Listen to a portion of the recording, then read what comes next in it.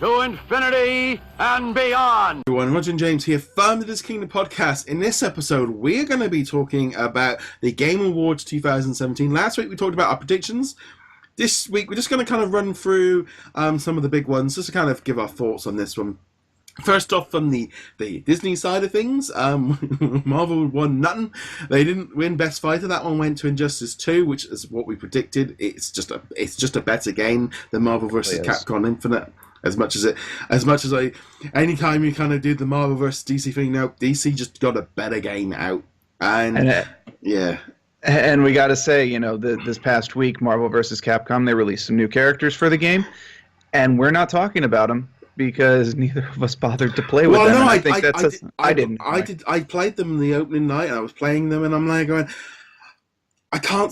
They didn't feel like there was much difference. I just felt like I was just. If they'd been in there from day one, they just didn't feel different. But nevertheless, Marvel Spider-Man didn't pick up most anticipated game, even though that was, I think, definitely my most anticipated game for 2018. That was Last of Us Part 2. Because I said I've not played Last of Us, so therefore I've got no anticipation for the second game. Right, and this was the same deal. My number one, of course, is Marvel Spider-Man. That said, I did get to play Monster Hunter World this past weekend, and playing it solo was boring as hell, but I got to play with a couple other guys, F. Daniel X and Infinifan from like back in the day. Yeah. And that was a lot of fun, so I'm actually kind of anticipating this. The beta was on, wasn't it? Yeah, it was. And then, of course, I thought Red Dead Redemption 2 was probably going to be the most anticipated, because I know people have been waiting a very long time for that, but I'm not at all surprised at Last of Us Part 2. I have also not played the first, so I'm like, meh, whatever, but we know the first one is considered one of the highlight games of the PlayStation 3 and PlayStation 4 era. So so unfortunately Marvel didn't pick up anything there. They weren't nominated for anything else. Let's say Star Wars Battlefront 2 was never going to get nominated in the last. Well, actually, I think it missed the deadline because everything had to be out by the 31st of October. So technically, Star Wars Battlefront wouldn't have been eligible this year, which is a bit like it's the 2017 awards, but we don't go to 2017. So there we go. I'm just going to run through some of the other big kind of winners. Obviously, Game of the Year went to Breath of the Wild. No surprise there. Not surprised. I'll be honest. I would give that my Game of the Year. It's amazing. I love it. I was not, and so anyone that says about like the history of Zelda, this was the first Zelda game I've ever completed. I've only played like Twilight Princess before. I'm not a Zelda franchise person, and this game just blew me away with how just it was unique, and it just as much. I liked Horizon Zero Dawn. I liked Mario Odyssey. I haven't played PUBG because that's out tomorrow, or this week, I should say. For Xbox, yeah. So, for me, Breath of the Wild, completely understand why it won it and why people are. I mean, we had the Champions Ballad DLC, which I'm like this close to, but I'm trying to be good and not buy anything and trying to clear out my back catalogue a bit. But, so Breath of the Wild was Game of the Year. Yeah, I mean, as I said last week, the only game on this list I played is Horizon Zero Dawn, so that wins by default. That said, I totally... I don't know. That was an awful game. I totally understand why Breath of the Wild won. I know the hype behind it. I've watched it be played on Twitch and stuff. It's not a game for me, but at the same time, the level of quality put into it, the level of detail, what you can do in the game, the freedom to do whatever the heck you want in that game, it deserves to win. Period. Yeah. Also, big winner, best family game was Super Mario Odyssey. I'm not surprised that won that one because in some ways it is a good family game. They didn't want to give it maybe to. It's odd because I think especially from like the Disney side of things, that's their bread and butter. And they just didn't get anything. Disney have really just massively missed out this year in getting anything in that. Cars 3 just was not good enough to get in this zone. Maybe next year Kingdom Hearts might jump into this one. But is that a family game? I don't know. But generally, but Disney, that kind of sort of Disney characters and stuff, you kind of fall into that family game. I think especially with years of Skylanders and Lego Dimensions and Crash Bandicoot and all these kind of games, the family game has always been probably to me the one closest to the Disney kind of audience. Right. However, and I think the list of nominees in this says it all. Disney has a major opponent in Nintendo right now. 4 out of 5 are Nintendo games. 3 of them are Mario games. The fifth one is Mario's old rival, Sonic. Yeah. So, good luck, Disney. Super Nintendo. You're going to need it next. And Disney are completely being blasted. I mean, I think even Sony have kind of gone, these guys over here, these Nintendo, we need to kind of focus a little bit better on them because they've got the #1 selling system of the year over here, and they're destroying Nintendo are back. I mean, you said at the beginning of the year, everyone's like, nah, it's gonna no. We're at the end of the year, like, woo, okay. And it's worth keeping in mind, I think, any other year, or any of the last couple of years, if Horizon Zero Dawn had been in that list, it probably would have walked away with a couple of awards. Maybe not Game of the Year, but it would have walked away with a couple. The fact that it went up against both Breath of the Wild and Mario Odyssey is just like, bad luck to you, sorry. Yeah, best role-playing game went to Persona 5. Not a game I've jumped into, but that was good. Esports game was Overwatch, not a big surprise. Best racing game was Forza Motorsport 7. I mean, I personally feel like, I played more Mario Kart, and to be honest, I put tons of hours into Cars 3. So my best racing game was Cars 3. But just for pure hours. Just looking here at some of the other ones. Cuphead won best art direction.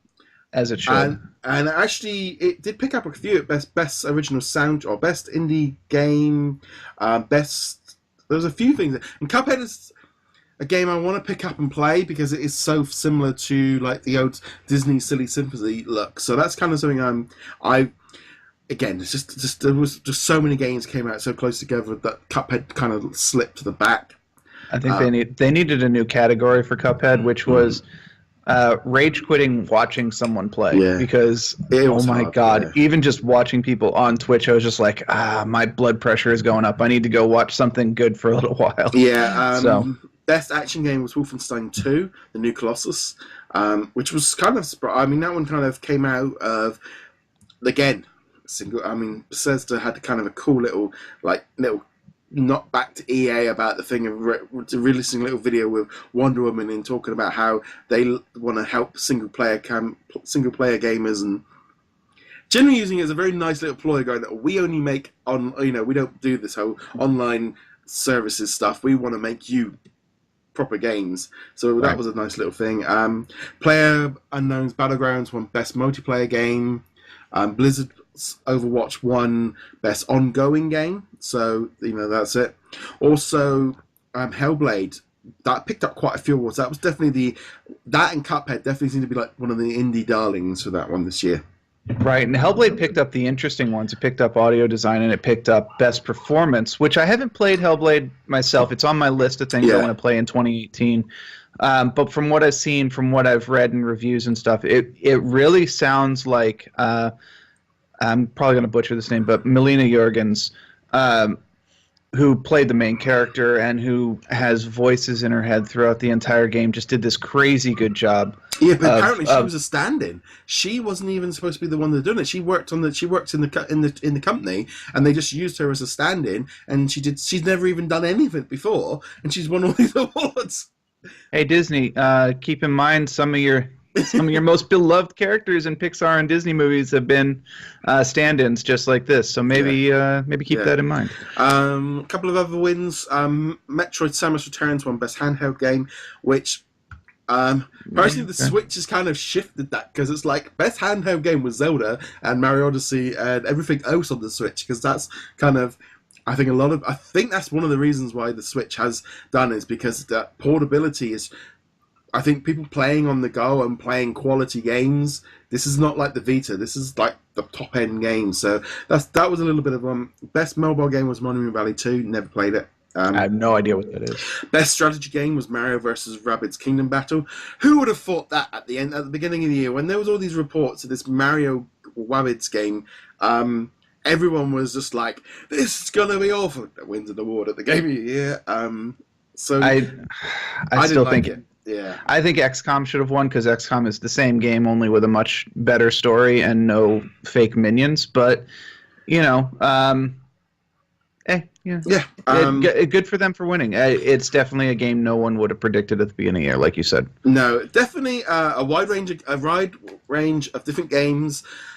It definitely was 2017 has definitely been a great year for games. As far as our side of things, we're going to be doing some episodes of this. We're going to be waiting till either, depends on the news, either next week or it'll be after New Year, where we're kind of going to go back and look at our game of the years from the Disney and looking back at some of the bits and pieces. But generally, as a whole, I wouldn't say there was any massive surprises there from the Game Awards. No. But no, there's cool. No surprises. There might have been a couple I would have picked differently, but I'm not at all surprised at what won for the most part. I think the only surprise for me was Wolfenstein winning in the best action game, just because it was going up against Neo, which got a lot of rave reviews. But yeah, for the most part, I think most of our predictions were fairly accurate, or some of them we kind of hedged our bets. I think at the end of the year we were kind of like, well, it could be this or it could be that. I thought it was just Breath of the Wild was going to win. Oh, no, sorry, I was thinking of anticipated game where we could be like, I think that and that one's been all over the place. Spider-Man has been at PSX as well. They had like a photo opportunity, and no one could play the game, but they had so they're definitely starting the promotion. That one's going to be a big game for next year. Big game, new Spider-Man movie, and Avengers Infinity War, which Spider-Man will take a big part in. So it's going to be a big year for Spidey next year. On that note, guys, let us know what you guys thought of the Game Awards 2017 in the comments below. Get in touch with us on the social medias as well, or joining our Facebook group. As per usual, you can hit that subscribe button on YouTube and give us a little like. And also you can subscribe on the audio versions as well, and you can leave us a review there if you'd like to. On that note, guys, James, where can they find you? Find me heroiclegacy.com.